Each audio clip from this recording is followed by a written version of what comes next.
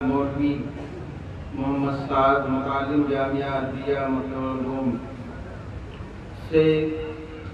نعت شریف سماعت کر رہے تھے۔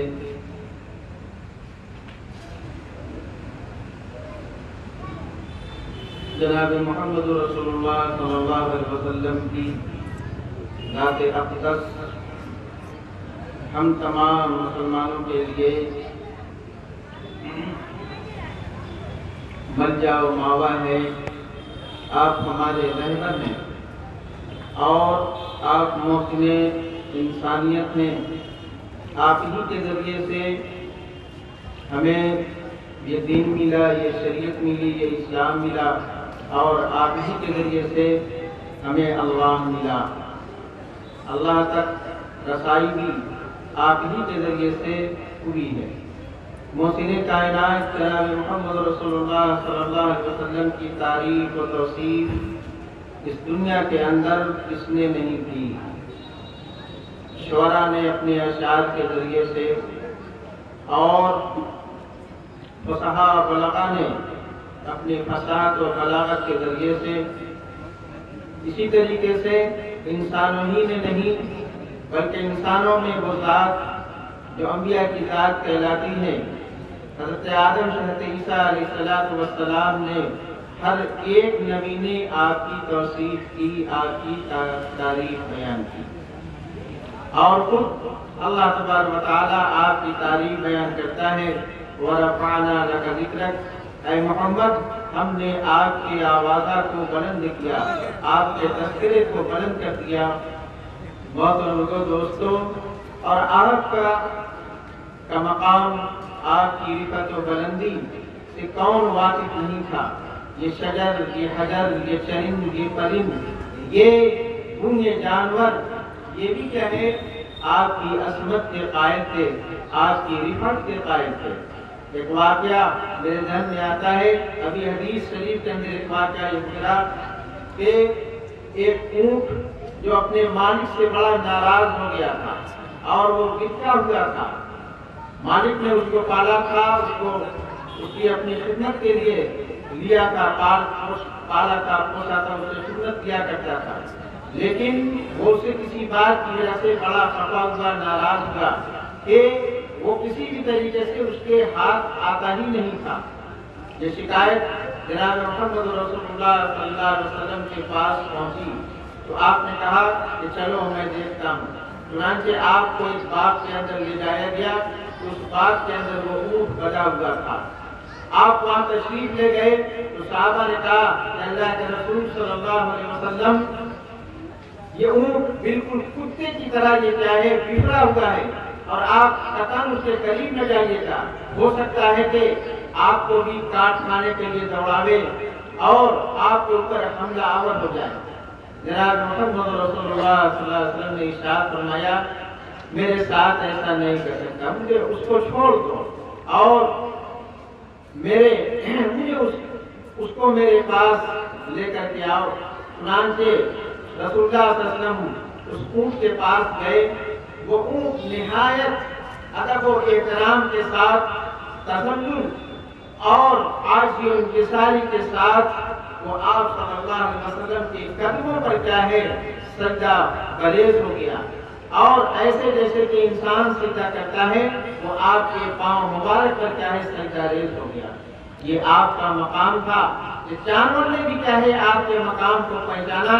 لیکن نہ پہچانا تو ہم نے نہ پہچانا۔ محترم دوستوں، آپ کے مقام کو پہچاننے کا مطلب یہ نہیں ہے کہ آپ کی ذات کی صرف کیا ہے؟ تعریف کر دی جائے، توصیف کر دی جائے اور آپ کے حق میں نہ کوئی کچھ اشعار پڑھ دیے جائیں، بلکہ آپ کے اس آنے کا، آپ کی تعریف اور توصیف کا اصل مقصد یہ ہے کہ آپ نے اپنے اقوال کے اندر کیا فرمایا ہے، آپ کے افعال کیا تھے،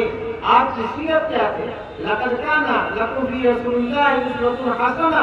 کہ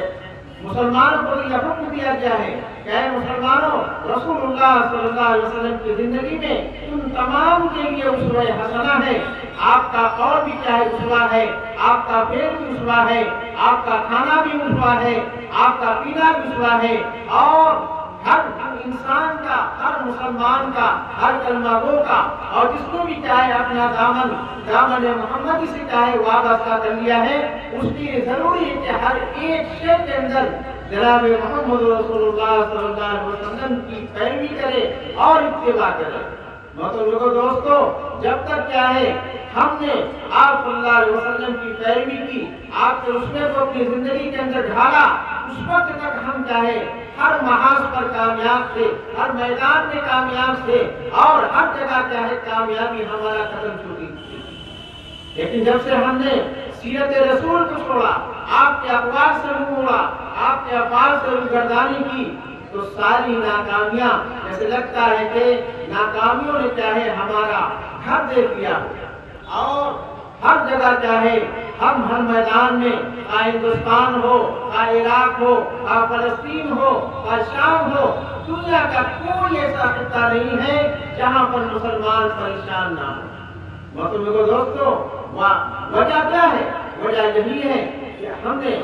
رسول اللہ صلی اللہ علیہ وسلم کی سیرت، ان کے اقوال، افعال اور ان کے کردار کو ہم نے کیا ہے اپنایا نہیں، اور اس کو اپنی زندگی کے اندر ہم نے ڈھالا نہیں، اور ہم نے اپنی زندگی کے اندر کیا ہے اس کو اپنایا نہیں ہے۔ آج ضرورت ہے کہ ہم اپنے مسائل کے حل کے لیے اسی طریقے سے کہ جس طریقے سے صحابہ کرام اور تابعین کرام نے چاہے اپنی زندگی کے اندر رسول اللہ صلی اللہ علیہ وسلم کے اقوال کو اپنا کر کے سرخرو ہوئے تھے اور دنیا کے اوپر کامیاب ہوئے تھے، اور وہ صحابہ جن کو لوگ چاہے، جن کے اوپر لوگ چاہے حکمرانی کرنے سے، ان کا اپنا تابع بنانے سے چاہے لوگ کتراتے تھے، ان صحابہ کی جناب محمد رسول اللہ صلی اللہ علیہ وسلم نے ایسی تربیت کی، اور ان صحابہ نے رسول اللہ صلی اللہ علیہ وسلم کے اقوال اور افعال کے اوپر عمل کر کے اپنے آپ کو ایسا بنا لیا کہ دنیا نے چاہے ان کو اپنے سر پر بیٹھایا، ان کو اپنے آنکھوں میں جگہ دی، اور بیت المقدس ہو، فلسطین ہو یا دوسرے علاقے ہوں، ان سارے علاقوں کو چاہے صحابہ نے رسول اللہ صلی اللہ علیہ وسلم کی سیرت کے اوپر عمل کرنے کی وجہ سے چاہے فتح کیا، اور اس کو اپنے چاہے زیر نگی کیا ہے۔ محترم دوستو، آج کے جلسے میں ہم اپنے علماء کرام سے انہی موضوع پر اور انہی باتوں کے سلسلے میں ان کے کلمات سنیں گے۔ میں بڑے ادب سے درخواست کرتا ہوں و خطیب حضرت مولانا مفتی عبدالباقی صاحب نعمانی دامت برکاتہ سے کہ آپ تشریف لائیں اور اپنے واعظ حسنہ سے ہم سامعین کے قلوب کو مجلہ مصطفیٰ فرمائیں۔ بسم اللہ الرحمن الرحیم۔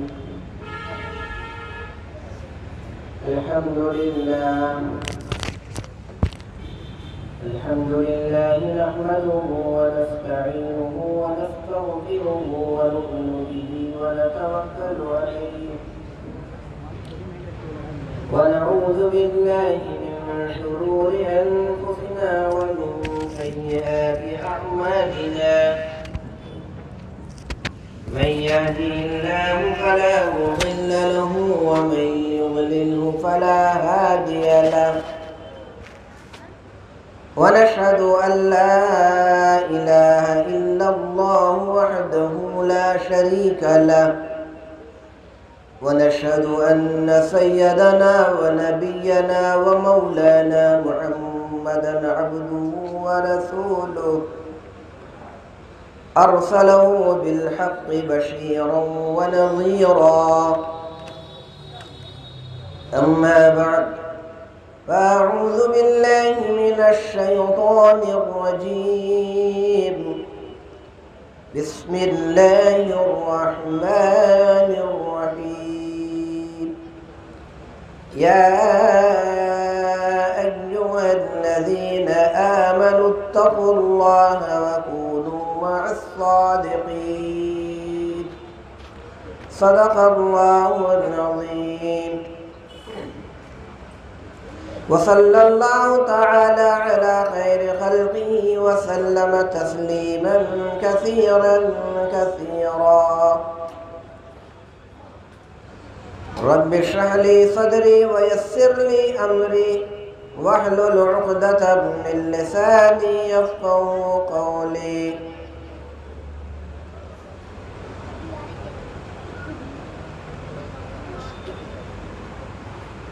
محترم علماء کرام، معزز حاضرین، پردہ نشین ماؤں اور بہنوں اور پیارے بچوں، اس محلے کی ایک تنظیم ہے، تنظیم اصلاح معاشرہ۔ اس تنظیم کے زیر اہتمام آج کا یہ 5واں سالانہ اجلاس منعقد ہوا ہے۔ اس محلے کے نوجوانوں کی محنتوں اور کاوشوں کا یہ نتیجہ ہے، اور اسی مقصد کے تحت اس تنظیم کا بھی وجود میں عمل میں آیا اور اس جلسے کا بھی انعقاد عمل میں آیا، جیسا کہ اس کے نام سے ظاہر ہے۔ معاشرے کی اصلاح، سماج کے اندر رائج بے راہ روی اور بہت سارے ایسے گناہوں کے کام، ان کی گرفت کرنا، ان کی اصلاح کی فکر اور کوشش کرنا، یہ اس تنظیم کے اغراض و مقاصد میں شامل ہے، اور اسی بنیاد پر یہ اصلاحی اجلاس کا بھی انعقاد عمل میں آتا ہے۔ چنانچہ اس تعلق سے بڑے بڑے علماء کرام یہاں پہ مدعو کیے گئے پہلے، اور آج بھی الحمدللہ ملک کی مایہ ناز مشہور ترین شخصیت، عظیم علمی خانوادے کے چشم و چراغ حضرت مولانا عبدالعلی فاروقی صاحب دامت برکاتہم العالیہ بھی الحمدللہ آپ کے اس اجلاس کے اندر نہ صرف یہ کہ مدعو ہیں بلکہ ماشاءاللہ تشریف بھی لا چکے ہیں، اور اصل بیان تو انہی کا ہوگا۔ جو مقامی علماء ہیں ان کے بیانات آپ برابر سنتے رہتے ہیں، اس لیے نہایتی دل جمعی کے ساتھ آپ حضرات اپنی جگہوں پہ بیٹھے رہیں گے۔ انشاءاللہ عنقریب ان کا بیان ہوگا۔ چونکہ وقت محدود ہے اور کافی وقت گزر بھی چکا ہے، اس لیے صرف بطور ضیافت کے، چونکہ ہم لوگوں کی حیثیت میزبان کی ہے، اصل تو مہمان حضرت مولانا ہی ہیں، اس لیے بطور ضیافت کے تھوڑی دیر آپ کے درمیان حائل رہوں گا، اور انشاءاللہ اس کے بعد تفصیلی بیان حضرت مولانا کا ہوگا، اور پھر ان کے بعد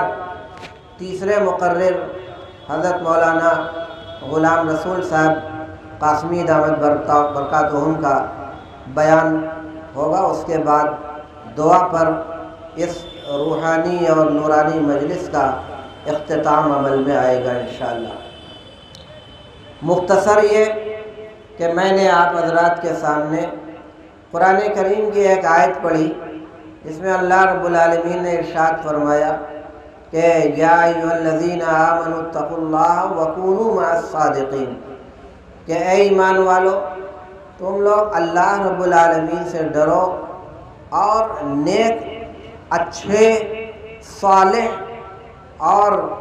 سچوں کی صحبت اختیار کرو۔ اس آیت کے اندر جملہ برادران اسلام کو دو چیز کی طرف توجہ دلائی گئی ہے، دو چیز کا حکم دیا گیا ہے۔ پہلی چیز کیا ہے کہ اللہ تعالیٰ سے تقوی، اللہ تعالیٰ سے ڈرنے کا اہتمام کیا جائے، اور تقوی کے جو تقاضے ہیں ان تقاضوں کو پورا کیا جائے۔ اور اللہ تعالیٰ نے ایک دوسری آیت میں تقوی کے کیا تقاضے ہیں، کس طریقے سے ڈرنے کا اہتمام کرنے کو کہا گیا۔ اللہ نے فرمایا کہ یا ایھا الذین آمنوا اتقوا اللہ حق تقاتہ ولا تموتن الا وانتم مسلمون، کہ اللہ تعالیٰ سے ڈرو اللہ تعالیٰ سے ڈرنے کی طرح، تو اللہ تعالیٰ سے ڈرنے کی طرح کس طریقے سے ڈرا جائے کہ اللہ تعالیٰ سے ڈرنے کا حق ادا ہو جائے، اس کے لیے ہمیں سب سے پہلے تو نبی پاک سرور کونین تاجدار دو عالم آقا و مولا حضرت محمد الرسول اللہ صلی اللہ علیہ وسلم کی حیات مبارکہ کا ہمیں جائزہ لینا ہوگا، ہمیں مطالعہ کرنا ہوگا، پڑھنا ہوگا۔ اس کے بعد آپ کے جو جانثار صحابہ رضوان اللہ تعالیٰ علیہم اجمعین، ان کی زندگیوں کو بھی ہمیں ایک بار پڑھنا ہوگا کہ کس طریقے سے ان حضرات کی زندگیاں، ان کے شب و روز گزرا کرتے تھے۔ اگر ان کو ہم پڑھیں گے، ان کا مطالعہ کریں گے تو ہمیں یہ بات اچھی طرح معلوم ہو جائے گی کہ اگر حق تقوی کا کسی نے ادا کیا تو وہ صحابہ کرام رضوان اللہ علیہ اجمعین کی مقدس ترین جماعت۔ اس کے بعد اور بھی بعد کے لوگوں نے ان کے نقش قدم پر چلنے کی کوشش کی، اور ہر زمانے میں اللہ رب العالمین کے ایسے لوگوں کی جماعت رہی ہے جنہوں نے اللہ رب العالمین سے ڈرنے کا حق ادا کرنے کی کوشش کی۔ آج بھی الحمدللہ اس روئے زمین پر اللہ کے ایسے نیک بندے ہیں جو نہایت تقوی، طہارت اور پاکیزگی کی زندگی گزارتے ہیں۔ ذالک فضل اللہ یؤتیہ من یشاء۔ اس آیت میں دوسری چیز کا جو حکم دیا گیا ہے وہ ہے وَكُونُوا مَعَ الصَّادِقِينَ، کہ تم سچے اور اچھے لوگوں کی صحبت اختیار کرو۔ میں اس دوسرے جز کی طرف تھوڑا خصوصی طور پر آپ حضرات کو متوجہ کروں گا کہ دو اچھے اور صالح اور نیک لوگوں کی صحبت اختیار کرنے کا اللہ رب العالمین نے حکم عطا فرمایا ہے، اور اسی کے ضمن میں ہمیں یہ بات بتلائی گئی ہے کہ برے اور گندے لوگوں کی صحبت اور سنگ ساتھ اختیار نہ کیا جائے، کیونکہ جس طریقے کے لوگوں کا سنگ ساتھ آدمی اختیار کرتا ہے، ان کی صحبت میں بیٹھتا ہے، تو ویسا اثر اس کی خود ذات کے اوپر بھی ہو جایا کرتا ہے۔ اگر برے لوگوں کی صحبت اختیار کی جائے گی تو اس کا برا اثر اپنی ذات کے اوپر پڑے گا۔ اچھے لوگوں کی سنگت اور صحبت اختیار کی جائے گی تو اچھے لوگوں کی صحبت کا اثر اپنی ذات کے اوپر آئے گا۔ اسی لیے ہمارے جو بڑے ہیں، ہمارے جو گھر کے سرپرست ہیں، ہمارے والدین ہیں، اگر وہ نیک اور صالح ہیں اور سمجھدار ہیں تو اپنے بچوں کے اوپر اس بات کی گہری نگاہ رکھتے ہیں کہ میرا بچہ کس کے ساتھ اٹھتا ہے، بیٹھتا ہے، کہاں آتا ہے، کہاں جاتا ہے، اس کے دوست احباب کس طریقے کے لوگ ہیں۔ اگر اطمینان بخش لوگوں کے ساتھ، لڑکوں کے ساتھ اس کا اٹھنا بیٹھنا ہوتا ہے تو وہ باپ اور ماں اطمینان کے ساتھ زندگی گزارتے کہ اچھا ہے میرا بیٹا نیک لوگوں کے ساتھ اٹھتا بیٹھتا ہے۔ لیکن اگر وہی بیٹا گندے اور خراب قسم کے لڑکوں کے ساتھ اٹھنے بیٹھنے کا مشغلہ اختیار کرتا ہے تو والدین کو افسوس ہوتا ہے، اور ایک بے چینی اور کرب اور تڑپ ان کے اندر پیدا ہوتی ہے،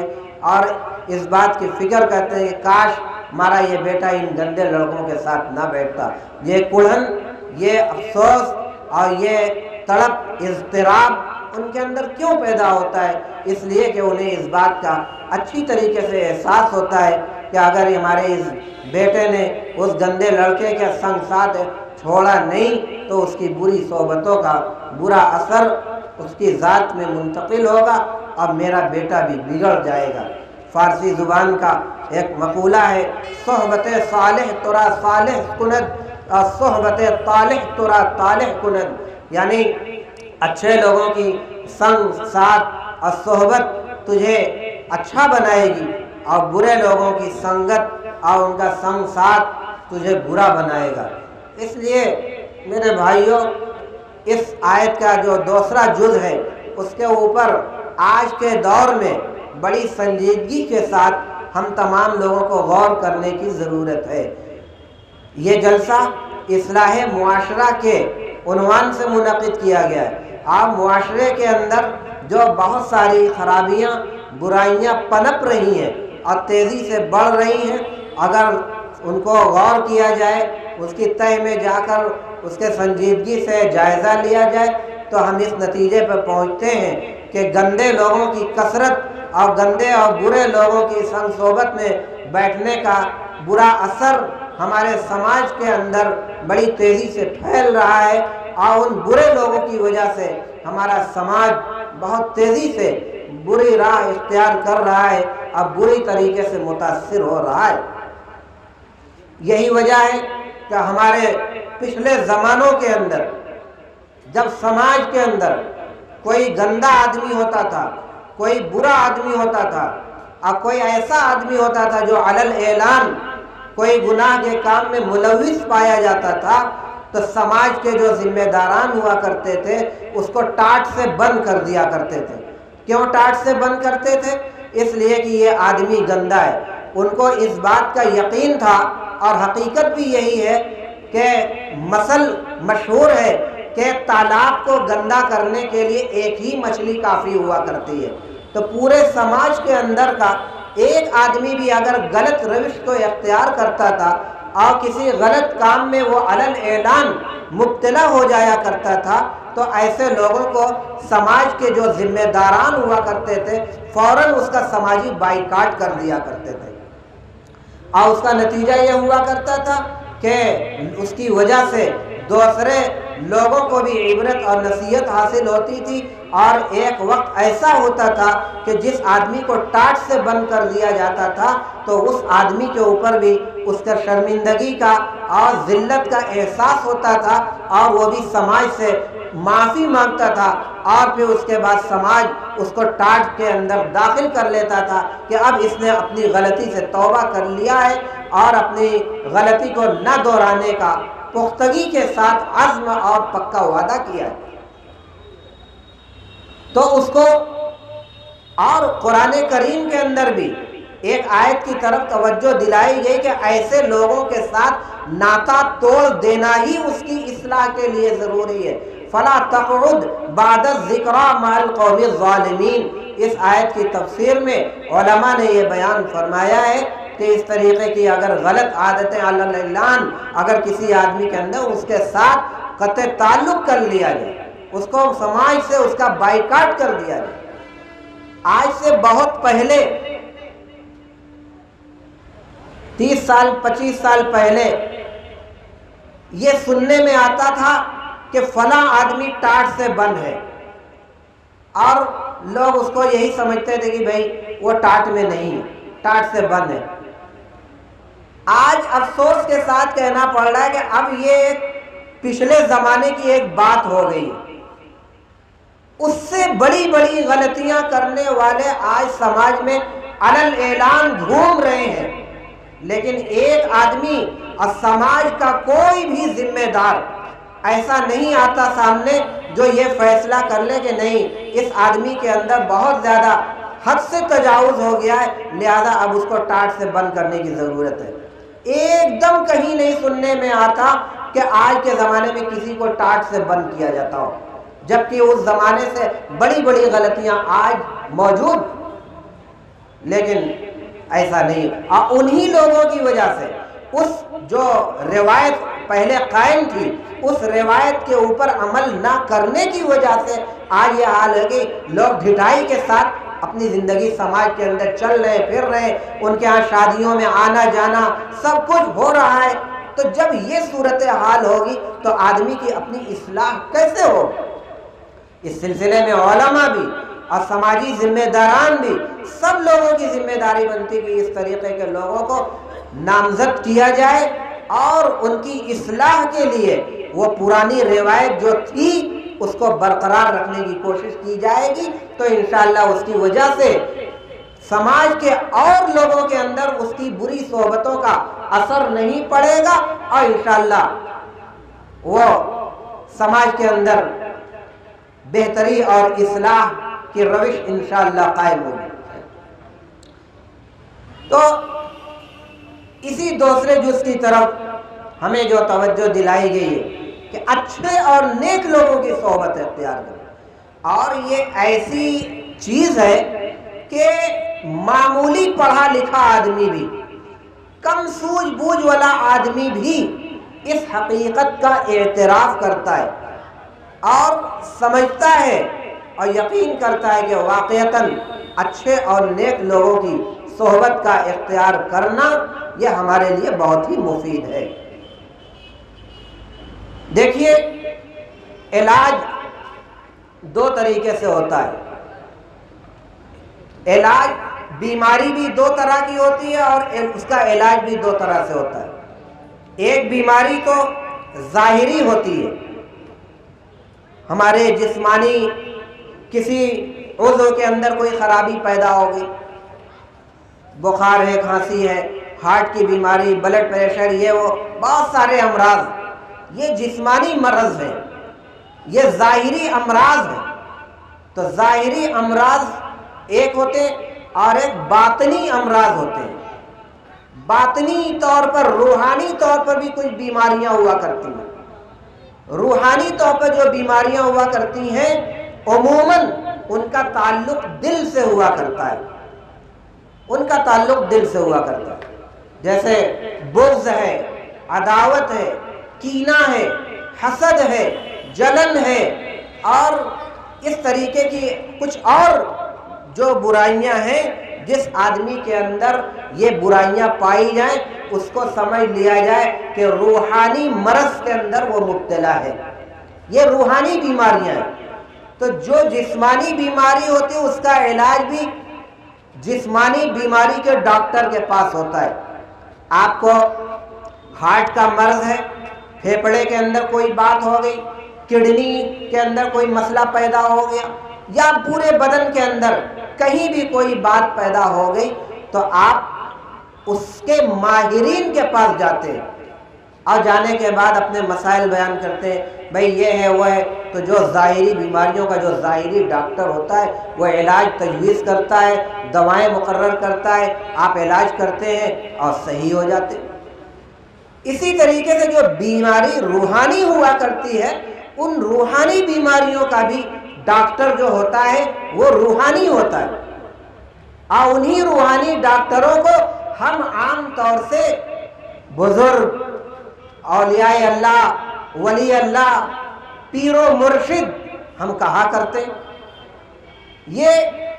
پیری مریدی کا جو سلسلہ آپ سنتے ہوں گے، کوئی فلاں کا پیر فلاں صاحب کا مرید ہے، فلاں کے پیر فلاں ہیں، اور پیر و مرشد، یہ ساری باتیں جو آپ لوگ سنتے رہتے ہیں، یہ یوں ہی نہیں ان کا سلسلہ قائم ہوا۔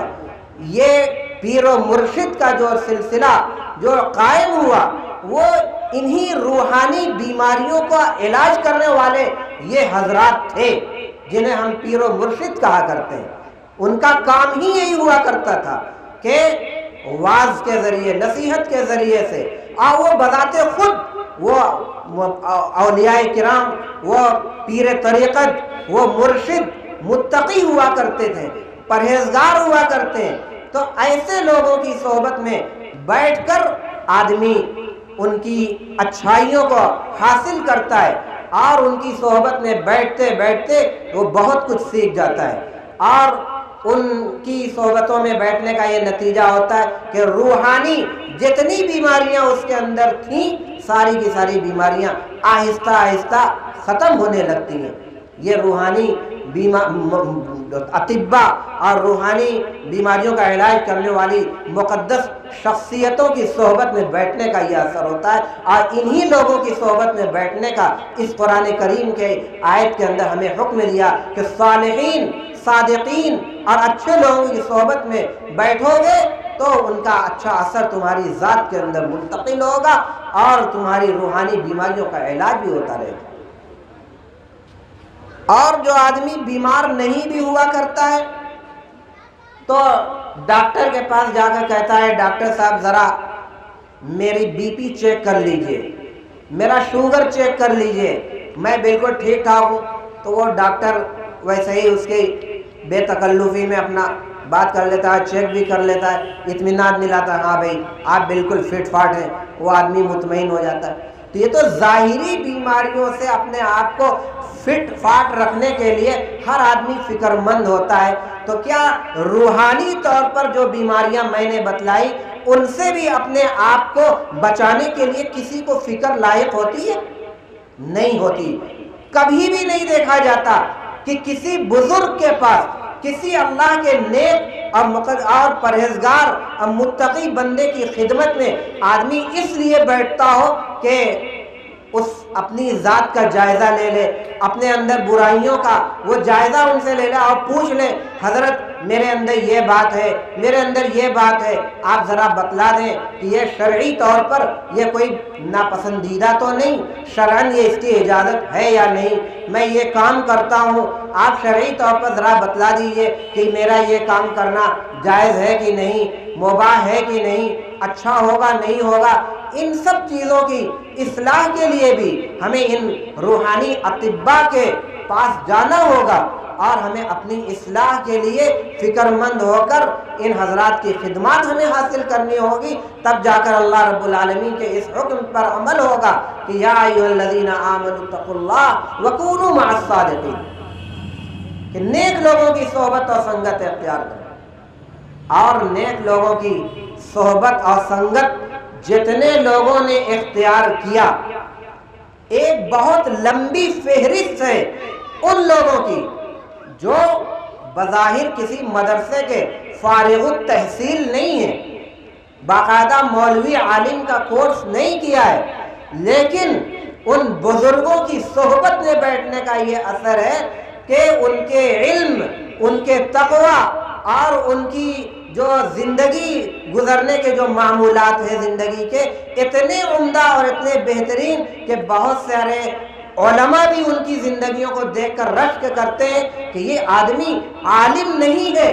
بہت پڑھا لکھا نہیں ہے، لیکن علماء اور بزرگوں کی صحبت میں بیٹھ کر دین کی اتنی بڑی بڑی معلومات اس کو حاصل ہو گئی، اور اس کا تقوی اور اس کا رہن سہن سب قابل رشک ہوتا ہے ان کی نگاہوں میں۔ یہ اس طرح کے بہت سارے لوگ ہیں جنہوں نے ان بزرگوں کی صحبتوں کو اختیار کرنے کے بعد اپنی زندگی کے اندر، ان کی زندگی کے اندر تبدیلی ہوئی۔ اور آج بھی اگر آدمی ان بزرگان دین کی صحبتوں کو اختیار کرنے لگے اور ان کے ساتھ محبت اور عقیدت کا برتاؤ کرنے لگے تو انشاءاللہ ان کے اثرات اس کی ذات پہ ہی نہیں بلکہ پورے کے پورے علاقے پر مرتب ہوں گے انشاءاللہ، پورے علاقے کے اندر۔ دارالعلوم دیوبند کے محتمم حضرت مولانا حکیم الاسلام قاری محمد طیب صاحب نور اللہ مرقدہ نے ایک مرتبہ اپنی ایک تقریر کے اندر بیان فرمایا کہ نیک لوگوں کی صحبتوں کا کیا اثر ہوتا ہے اور ان کی ذات سے ماحول کے اوپر کیا اثر پڑتا ہے۔ 3 واقعات انہوں نے بیان فرمائے تھے۔ پہلا واقعہ یہ بیان فرمایا گنگو کا۔ گنگو کے اندر حضرت مولانا رشید احمد گنگوئی نور اللہ مرقدہ کی خانقاہ تھی، اور بتلاتے انہوں نے اپنی تقریر میں فرمایا کہ گنگو میں جہاں حضرت کی خانقاہ تھی، خانقاہ کے باہر ایک تالاب تھا، اس تالاب کے اندر پورے علاقے کے دھوبی کپڑا دھلنے آیا کرتے تھے۔ خانقاہ کے اندر ہر وقت اللہ اللہ کی ضربیں لگا کرتی تھی، ہر وقت ذکر اللہ ہوا کرتا تھا، عبادتوں کا روحانی ماحول تھا۔ ان روحانی ماحول کا اثر حضرت قاری صاحب نور اللہ مرقدہ یہ بیان فرماتے ہیں کہ دھوبی جب اس گھاٹ کے اندر آیا کرتے تھے اور اپنے کپڑوں کو دھلا کرتے تھے تو جس طریقے سے اپنے کپڑوں کو پٹکا کرتے تھے کپڑا پتھروں کے اوپر، تو جب بھی اپنے کپڑوں کو پتھروں پر پٹکتے تھے تو وہ بھی پٹکنے کے ساتھ الا اللہ کی ضربیں لگایا کرتے تھے۔ حالانکہ وہ دھوبی نپٹ جاہل ہوا کرتے تھے، کوئی پڑھے لکھے کوئی نہیں، لیکن صرف ماحول کا یہ اثر تھا کہ ان دھوبیوں کے اوپر بھی اس کا اتنا اثر پڑا کہ وہ تب تالاب کے اندر کپڑا دھلنے آتے تو الا اللہ کی ضربیں اس وقت تک لگایا کرتے تھے جب تک کہ وہ اپنے کپڑوں کو دھل نہیں لیا کرتے تھے۔ بتلایا حضرت قاری صاحب نے کہ یہ اس ماحول کا اثر تھا۔ اور دوسری چیز یہ بتلائی حضرت تھانوی رحمۃ اللہ علیہ کے بارے میں ان کے یہاں کے بعد کا معمول یہ بتلایا حضرت تھانوی صاحب رحمۃ اللہ علیہ کے جو معمولات تھے، اور ان کے یہاں جو اس بات کا بڑا خیال رکھا جاتا تھا کہ اپنی ذات سے کسی کو بھی کوئی تکلیف نہ پہنچائی جائے، اب کوئی معمولی سا بھی کام ایسا نہ کیا جائے کہ کسی دوسرے کو تکلیف پہنچے، بہت خیال رکھا جاتا ہے۔ تو بتلایا کہ اس کا حال یہ تھا کہ اگر خانقاہ کے اندر مان لیجئے عموماً ایسا ہوتا ہے کہ کبھی آدمی کوئی گیا، کبھی رومال چھوڑ کر چلا آیا، کبھی کوئی دستی چھوڑ کر چلا آیا، کبھی کوئی موبائل چھوڑ کر چلا آیا، کبھی کوئی چشمے کا ڈبہ چھوڑ گیا، کوئی چھوٹا موٹا سامان عموماً بھول کر آدمی، تو وہاں کے معمولات کے بارے میں بتلایا کہ اس کا اتنا اس کے اوپر اثر عمل ہوا کرتا تھا کہ جب وہاں پہ کوئی آدمی اگر کوئی سامان بھول کر چھوڑ کر چلا جاتا تھا تو حضرت تھانوی صاحب رحمۃ اللہ علیہ کی طرف سے سخت ہدایت تھی کہ اس سامان کو چھوا نہ جائے، یعنی حفاظت کی غرض سے اٹھا کر کہیں اور نہ رکھا جائے۔ کیوں؟ اس لیے کہ آپ نے تو حفاظت کی غرض سے اٹھا کر رکھ دیا، اب جس کا سامان ہے اس کو یاد آیا وہ آ کر تلاش کرے گا تو تلاش، اب اس کو تو معلوم ہے کہ کسی نے اٹھا کر، رکھنے والے نے رکھ کر کہیں وہ چلا گیا، اب اس کو کیا پتا کہ میرا سامان کس نے اٹھا کر کہاں رکھا ہے، اب وہ خامخواہ پریشان ہوگا، وقتی طور پر وہ دقتوں اور پریشانیوں میں مبتلا ہوگا۔ تو اس وقتی دقت اور پریشانی سے بچانے کے لیے حضرت کا یہ حکم تھا کہ اس سامان کو چھوا نہ جائے، تاکہ جس کا سامان چھوٹا آئے تو آ کر اپنی چھوٹی ہوئی جگہ پہ اپنا سامان وہیں سے پائے اور اس کو ذرہ برابر تکلیف نہ ہونے پائے۔ یہ اتنا زیادہ اس کا خیال تھا، اور ان کے بعد بھی خانقاہ کا یہی معمول ہوا کرتا تھا، اور یہ ماحول ایک زمانے تک وہاں پہ قائم و دائم رہا۔ اور تیسرا اثر ماحول کا خود دارالعلوم دیوبند کے تعلق سے انہوں نے بتلایا۔ حضرت قاری صاحب نور اللہ مرقدہ نے فرمایا، آپ جتنے لوگ دارالعلوم دیوبند گئے ہوں گے اور جتنے لوگ وہاں سے فارغ ہیں، وہاں تعلیم حاصل کی، وہاں وہ حضرات یہ بات اچھی طرح جانتے ہیں کہ وہاں پہ گیٹ پر ایک دربان بیٹھا رہتا ہے، ہر 1 گھنٹے پر وہ گھنٹا بجاتا رہتا ہے۔ آج بھی وہ سلسلہ بہت زمانے سے ہوا ہے، تو اس زمانے میں بھی تھا قاری صاحب کے زمانے، آج بھی دربان گیٹ پہ بیٹھتا، ہر گھنٹے پر وہ گھنٹا بجاتا رہتا ہے، تو اس زمانے میں بیٹھا رہتا ہے۔ تو دارالعلوم کی بارونق اب پرسکون اور پر نور فضاؤں کا یہ اثر تھا کہ وہ گیٹبان، اس کے اوپر بھی ایک روحانی اثر تھا، حالانکہ وہ گیٹبان کوئی عالم وغیرہ، تو بھئی گیٹبان تھا تو وہ کیا رہے گا، وہی بہت بڑا عالم فاضل تو رہے گا نہیں، ویسے ہی آدمی گیٹبان وغیرہ بنا دیتا ہے۔ تو وہ جب گھنٹا بجاتے تھے وہ گیٹبان، تو گھنٹا بجایا، اور گھنٹا بجانے کے بعد وہ ایک شعر پڑھا کرتے تھے۔ قاری صاحب بتلاتے ہیں کہ وہ ایک شعر پڑھا کرتے تھے، گھنٹا بجانے کے بعد وہ شعر یہ پڑھا کرتے تھے کہ یہ چمن یوں ہی رہے گا اور ہزاروں بلبلیں، دارالعلوم دیوبند کے بارے میں، یہ چمن یوں ہی رہے گا اور ہزاروں بلبلیں اپنی اپنی بولیاں سب بول کر اڑ جائیں گے۔ یہ پڑھ کر تب وہ جو ہتھوڑا ہوتا تھا گھنٹا بجا، اس کو اپنی جگہ پہ لگاتے تھے وہ۔ تو یہ حضرت قاری صاحب نے ماحول کے تعلق سے یہ 3 واقعات اپنی آنکھوں کے دیکھے ہوئے اور تجربے کے یہ انہوں نے بتلائے۔ تو ان واقعات کو میں نے آپ کے سامنے اس لیے نقل کیا کہ آپ کو بھی یہ معلوم ہونا چاہیے کہ اچھے لوگوں کا اثر پورے علاقے میں ان کی صحبتوں کا ہوتا ہے، اور برے لوگوں کا اثر بھی پورے علاقے میں ہوتا ہے۔ آج ہمارے علاقے کے اندر ہم ایمانداری کے ساتھ جائزہ لیں تو سمجھ میں یہ آتا ہے کہ اچھے لوگوں کی تعداد کم ہے اور برے لوگوں کی تعداد زیادہ ہے۔ یہی وجہ ہے کہ اچھے لوگوں کا جو اثر جتنا تیزی سے پورے سماج کے اندر اثر انداز ہونا چاہیے، افسوس کہ وہ نہیں ہو رہا ہے۔ کیوں نہیں ہو رہا ہے؟ تعداد کم ہے۔ اس لیے ضرورت اس بات کی ہے کہ اپنے اندر اصلاح پیدا کرنے کی کوشش کی جائے، اچھے لوگوں کے جو تھوڑی سی تعداد ہے ان کی صحبت اختیار کی جائے، ان کی قدر کی جائے، اور ان کے ساتھ رہ کر اچھی باتوں کو سیکھنے کا ماحول بنایا جائے۔ اور اسی کے چیزوں کے نہ رہنے کی وجہ سے آج ہمارے سماج کے اندر کتنی برائیاں، کتنی خرابیاں سماج کے اندر پنپ رہی ہیں۔ آئے دن ہم سماجی برائیوں کا رونا روتے ہیں اور سماجی برائیوں کی دہائی ہم دیتے رہتے ہیں۔ کبھی یہ بھی غور کیا کہ ان برائیوں کے اسباب اور اس کی وجوہات کیا ہیں؟ اس کے اسباب و علل کی طرف بھی توجہ کیا؟ نہیں کیا۔ توجہ ان پر بھی کرنے کی ضرورت ہے۔ جب بیماری کا سبب نہیں معلوم کریں گے تو علاج کرتے رہیں، کوئی فائدہ نہیں ہوگا۔ بیماری کا سبب بھی اختیار معلوم کیا جائے اور معلوم کرنے کے بعد اس کو اپنے اندر اصلاح بھی پیدا کرنے کی، ان کی اصلاح بھی کرنے کی کوشش کی جائے، روحانی بیماریوں کی۔ اللہ رب العالمین سے دعا ہے کہ ان ہدایات پر خود مجھے بھی اور تمام کے تمام لوگوں کو ان ہدایات پر پورے طور پر چلنے اور عمل کرنے کی توفیق مرحمت فرمائے۔ اب ہمارے مہمان مکرم حضرت مولانا عبدالعلی صاحب دامت برکاتہم العالیہ اسٹیج پر تشریف فرما ہے، اس لیے زیادہ دیر تک آپ کے اور ان کے درمیان حائل رہنا یہ بے ادبی بھی ہے اور نامناسب بھی ہے، اس لیے میں اپنی بات یہیں سے ختم کرتا ہوں۔ کیا ہے اس کو